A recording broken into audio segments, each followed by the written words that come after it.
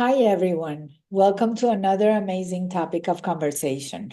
Before we begin, I want to thank my sponsors, South Florida PBS and their art exhibit, their immersive exhibit, DaVinci. So please go to their website to get tickets. Personally, I recommend it. It is absolutely amazing. Alexa's Workspaces can help you with anything regarding office space, even if it's a virtual office. For example, if you want an address in Aventura with a virtual office, she can also make it happen, even if it's for an hour or a month or a year. And if you want to go for it and become an entrepreneur, this is a platform that will help, especially women, become their own bosses. Hermosa Mujer will be able to help you. And now, Andres, welcome. Gladys, thank you for this wonderful opportunity to address an audience that's not really the one I'm used to. So I thank you for this opportunity and I extend a warm salute to everyone that's watching. And for the first time, I can say that you outdressed me. No, but you're always very fancy. Don't worry. So, Andres, welcome. For those of you that have never met Andres, his story is one in a million, especially because he's not even an adult officially. He's 17 years old. Actually, I just turned 18 a few months ago. I am now an Oh, now you're officially an adult, so I am, yes. congratulations. Thank you, thank you. And Andres is the founder of a political movement that has already more than 3,000 young people behind it. And Andres, this is my first question. How did you begin this movement? What was the force that brought you to create this? Well, primarily, I think that it's important to state that in a country like Colombia, political polarization has been one of the main issues that has led to corruption, to the misuse of public funding, and many issues more. And for a historical amount of time, ever since the 20th century, youth has been an important political group in Colombia because we as young people have always involved ourselves in political discussion. So much so, in fact, that it was young people who led to the creation of the 1991 Constitution. So the involvement of young people in Colombian politics has fortunately been very active throughout our country's history. And during the past few years, political polarization was in a rise in Colombia. Has been a lot of political violence. There has been a lot of I would like to say aggressiveness through social media, and diplomacy and patriotism has been decreasing profoundly. And so with some friends, some were studying law at the time, some others were as young as me, that we were still in high school. We decided that it was the moment to do something. And so we got together with an idea, with a dream even, to promote patriotism and love for the country through public service, through politics, targeted at young people. And so we came up with a name that in Spanish is called Fuerza de Juventud Consolidada, which translates to Strength of Consolidated Youth. And we began this movement to promote and incentivize political participation from young people around the country. So, first of all, congratulations. And I Thank know that you formed this movement when you were very, very young. And how do you see the role of young people now? Because, as you mentioned, diplomacy has decreased. And you. now we have even more polarization with social media. And now the younger generation, their form of communication, their form of news, which used to be the one newspaper or the two newspaper or the news channel, now has become secondary. So how do you see the role managing the global platform that is social media? Well, primarily, I think that it's safe to say that young people are more important than ever when it comes to politics. Primarily because this platform of social media has led to a strengthening of democracy and freedom of speech. As you were mentioning just a moment ago, people in the past century had to resort to newspapers to get their news or to get their political opinions. And so this was a time in which someone like me, who are just starting out in politics, we couldn't have access to these main platforms, to these newspapers and these news stations. And so voices like mine couldn't be heard as easily. Now that has changed due to social media and some other factors. And this is very important because we can see that political participation in young people has increased around the globe. It has increased not only through political parties and through partisan activism, but also simple messages, simple videos, or even simple tweets expressing an opinion, which, in my opinion, is a symbol of the strengthening of democracy. Now, we can see, for instance, in the United States, a very important political topic that's going on right now with regards to the banning of the TikTok app. This is very important because TikTok now has become among other social media platforms, a very important place where young people and where everyone, to be honest, can go record a video and say a political opinion without being necessarily censored. And it's a reality that in the past, presidential elections, elections to Congress, and other elections in the United States and around the world have been influenced by social media and by young people sharing their opinions on these platforms. And that's just the example of the United States, but we can also talk about the Reform Party in the United Kingdom, a party that has increased, and I think that today or yesterday managed to get to the top of the polls alongside the Labour Party, thanks to the participation and involvement on young people. And we can see this in Spain, we can see this even in Russia and other countries. So I think that the existence, the sole existence of social media has led to a bigger and ever growing involvement of young people in politics. And in my opinion, that is a very good thing if done so responsibly. But when you talk about responsibly, and that was my next question, how can we avoid on social media the conspiracy theories? For example, as you said, the last elections, also in Colombia, also in the United States, when I talked to some people and gave them some facts, they said, no, that is not true because of the site that they were looking at it. But when they checked and they realized, oh my God, this is true, I had never seen this. So there is not only not sharing the whole story or sharing conspiracy theories. And that is my issue with social media. How do your movement or how do the young people manage to go through that and like filter what's real facts, what's a conspiracy theory, and how do you move ahead?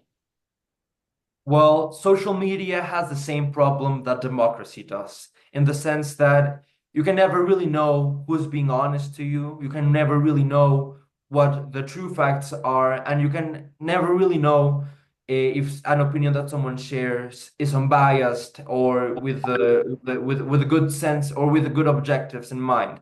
And that is deeply troubling because we can see that these conspiracy theories have sometimes even been legitimized. We can use the example of the nomination of RFK Jr. as health secretary for on the upcoming United States administration.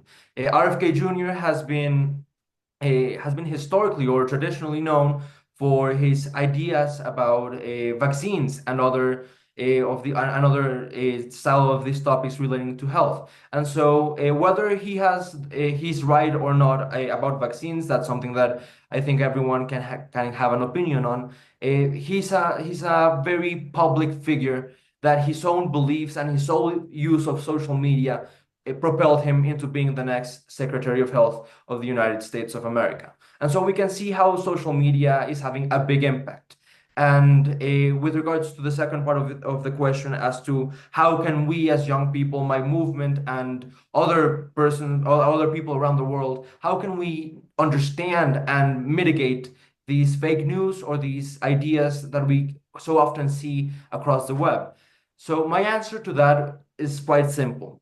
You don't. You cannot really mitigate it, you cannot really avoid it, but you can understand it and learn from it. And in my movement, we don't take party sides, particularly because Colombia has more than 35 political parties with active representation right now across different public corporations in the country. But we do support certain ideas or certain political purposes.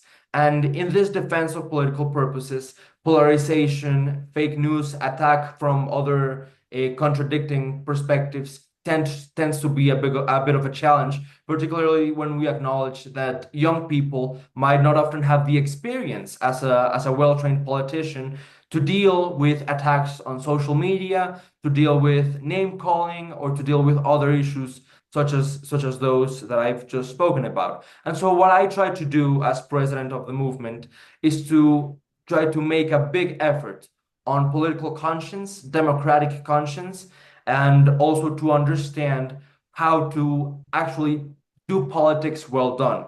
And so in my movement, we make a lot of alliances with academics, politicians, business people, so that we can have these meetings where they talk to us about their job, their impact to the world, to the nation. And so we try to keep that very academic approach and to keep that very informed approach to the way we handle such complex topics, especially considering that, as I said previously, we are young people entering into a world where we don't have that much experience as some other people do. And so being informed, being in touch with people who have contrasting perspectives is essential to us as a movement to guarantee that we are going to be objective without leaving behind our values. So in other words, you're educating others on a political journey. Yes. But not If me I with my understand. ideas, but reaching out to others to inform them as Correct, well. not only with your ideas, but the advantage that I see in your political movement is that maybe you do not have the experience, but you come with fresh ideas That's on right. a future that you would like to be in. That's right. Precisely. So, my compliments to you, because I think that education is the base of everything. I agree So, with I want to change the topic completely since we have a few minutes left. When October 7th happened, you were in Colombia and you decided to get very involved on what had happened. I did. Tell me your experience. What did you do and how did you, what was your opinion behind all this? Well, when the 7th of October happened, I think that I speak for the entire world when I say I was profoundly surprised and even disturbed by the events that have occurred. Even if there are many opinions and many different sides around the world, I think that we can all share as a species the deep the deep awkwardness and the deep or even profound sadness that these kind of events happen in our current world. And you come to think that we have institutions such as the UN, such as the International Court of Justice, and other institutions that are supposed to keep this type of events at bay. But unfortunately, we can see that we're still living in a very polarized, very violent, and unfortunately, very misinformed world. And so when the 7th of October happened, I remember I saw it on the news here in Bogota, and I kept thinking to myself that this probably will be the most important international event other than the pandemic that I will live through in my life. And I was deeply affected by it because as a young politician, as a young person involved in politics, I've always understood the importance of the Middle Eastern conflict and how it affects the entire world. And before the 7th of October, I didn't really get much very involved with that. I just kind of learned about it, read about it, and informed myself about it through news, through books, and other sources of information. But when this happened, I understood that this wasn't just about Israel and Palestine anymore, or Israel and Hamas, or Hezbollah, or whatever other groups in the Middle East. This was now a world conflict. And as soon as the 7th of October happened, I reached out to the embassy of Israel in Colombia, manifesting my support. It was a simple letter. And a few weeks after, I received an invitation to have a meeting alongside other young people with the Israeli ambassador in Colombia.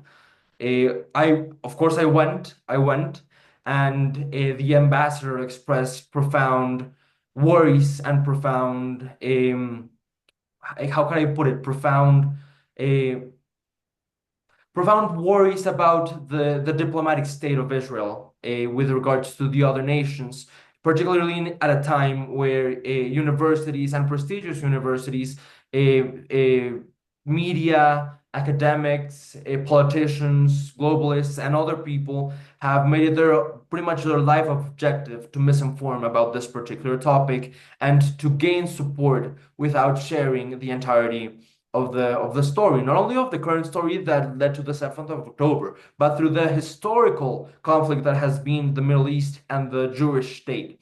And so when the 7th of October happened and I met with the ambassador, I understood that this was a fight I wanted to involve myself in.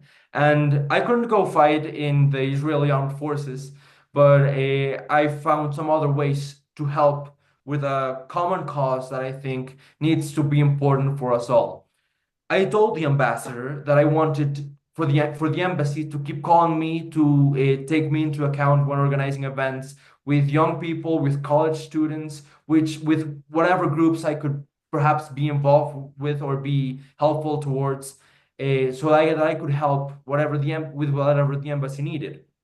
And after that first meeting, I went to many more meetings with the ambassador and with the chief of mission and with the representative of the Israeli armed forces in Colombia, alongside other diplomats at the time. And they shared military information. They shared the videos from the GoPros of the soldiers involved, and I got to see the military images of the conflict. I got to see the dread, the despair, the suffering in the kibbutz, in the territory, and in the Nova Festival when the authorities arrived and were able to sweep and observe what had happened, the atrocities that had happened. I was able to see that military imagery, and it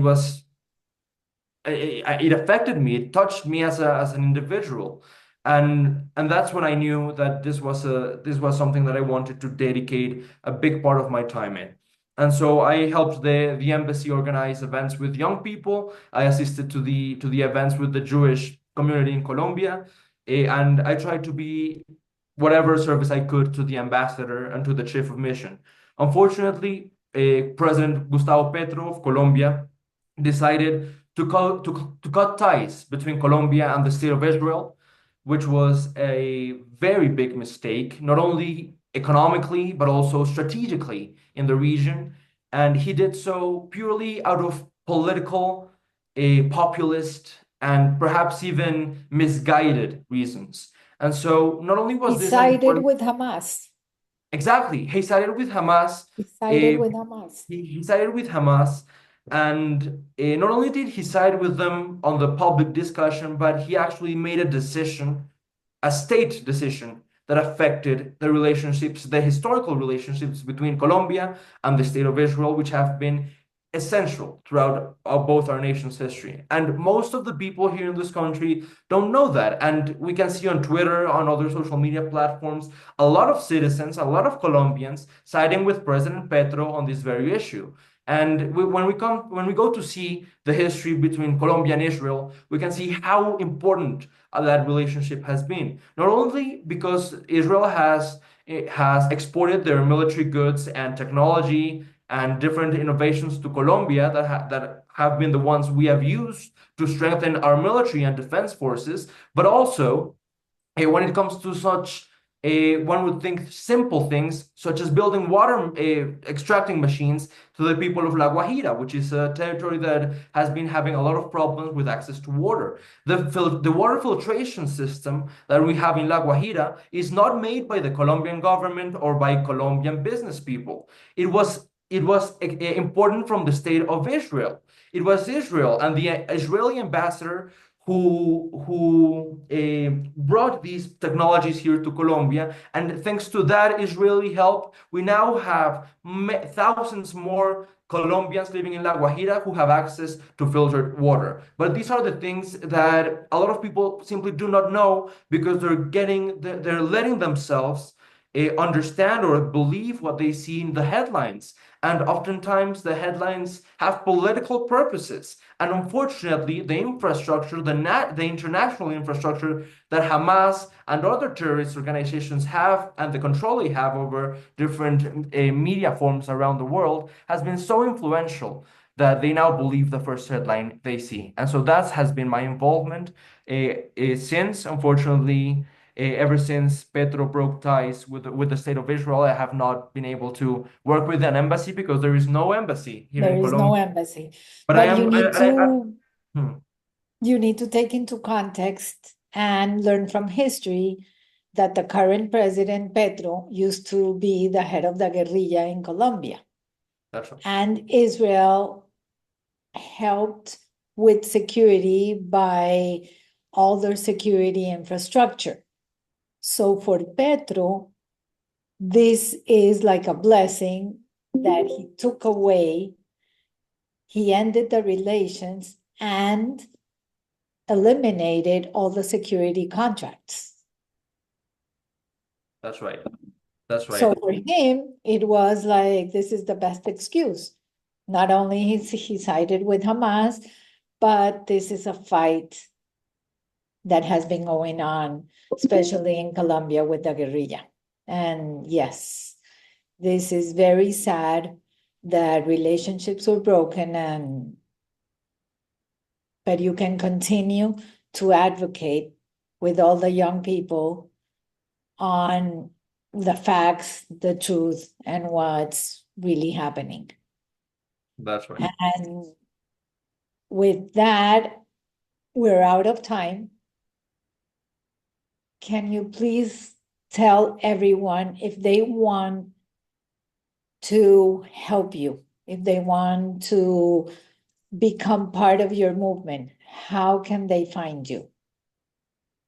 Well, first of all, I want to thank you, Gladys, for the space. As I said in the beginning, it really is a pleasure and a great opportunity to address an audience that I don't typically address. So I thank you for that opportunity. And for anyone who's interested in getting in contact or any young people who want to get involved with my movement, you can simply look up my profile with my name, Andres Krohne, Krohne, on Instagram, or the Instagram of my movement, which is called FJC_Colombia. Those are the two profiles in which we have the contact information and the Google Forms to get you information and contact you directly so that we can work together to achieve common goals, such as the attack on misinformation, among others, of course. Among others. Andres, you have a bright future ahead of you. Thank you so much. It has really been a pleasure meeting you. And to everyone, let's pray for peace. And above all, stay safe. Until next week.